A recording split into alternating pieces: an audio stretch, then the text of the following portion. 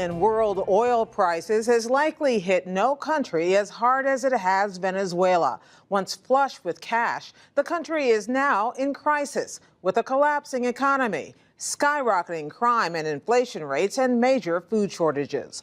All this as the government of President Nicolas Maduro tries to maintain control. For more on this situation, we turn to Nicholas Casey of the New York Times, who is reporting tonight from Caracas. Thank you for joining us. So, Nicholas, give me a sense about how long this collapse is. It feels like a slow motion collapse. How long has it been going on, and what has caused it? It's been going on for a couple of years now, and it's been tied to the collapse in oil prices in Venezuela. Venezuela gets almost all of its revenue from oil. So when these prices started to collapse, the first thing you saw was that some of the foods started to disappear. Not in huge quantities, but enough that there were lines in front of stores. The electricity started to disappear. There's even problems with water right now because the government doesn't have the money that it needs. Now, what's happened with the food is that there's been so much which has gone at this point that people are starting to get hungry. And last week and the week before, we saw a wave of lootings of stores. People basically left these lines that they were gathered in and started to go directly into the stores, break down the doors, and take things that were inside.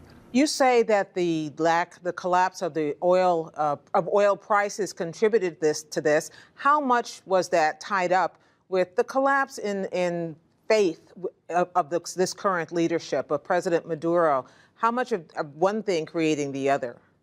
Well, it's not just, as you point out, the collapse of the oil prices, which has caused what's happened here. There are other countries like Mexico and Brazil, which have a lot of oil revenues themselves and don't have the same problems as Venezuela. Venezuela and Maduro came after years of what a lot of economists say was economic mismanagement by Hugo Chavez, who totally transformed the economy here. The government spent lots of money and didn't save much for a time when the price of oil wouldn't be as high as it was before. So now Venezuela finds itself in the position where it needs money. It doesn't produce a lot of food. It needs money to import food, and it doesn't have anything right now. So in the short term, it's the price of oil which has got us here. But in the long term, it's a lot of economic changes that took place in this country in the so-called Bolivarian Revolution that came from Hugo Chavez. So you are witnessing food riots. You are witnessing a lot of economic angst as well. Is there also hoarding going on? People who are just businesses or individual merchants who are just keeping it to themselves?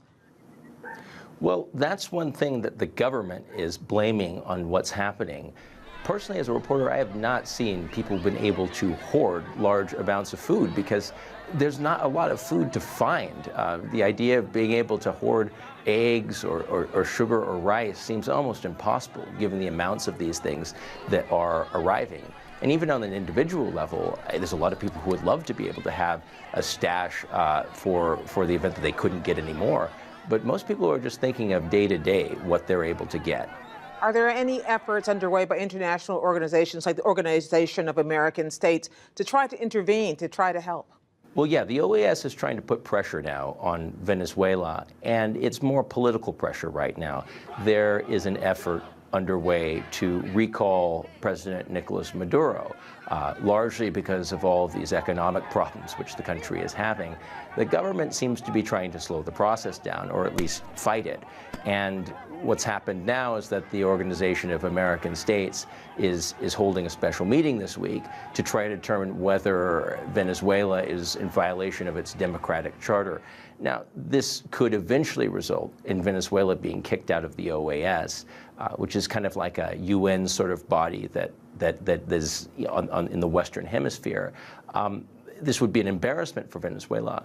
But in terms of changing the situation with how much food is here, that doesn't get Venezuelans very far. They're not going to see suddenly there are eggs and rice on the shelves because of the political pressure that's going on against Venezuela from the international community. You wrote one of your stories that eggs used to be used for celebrations, but now an egg is like gold.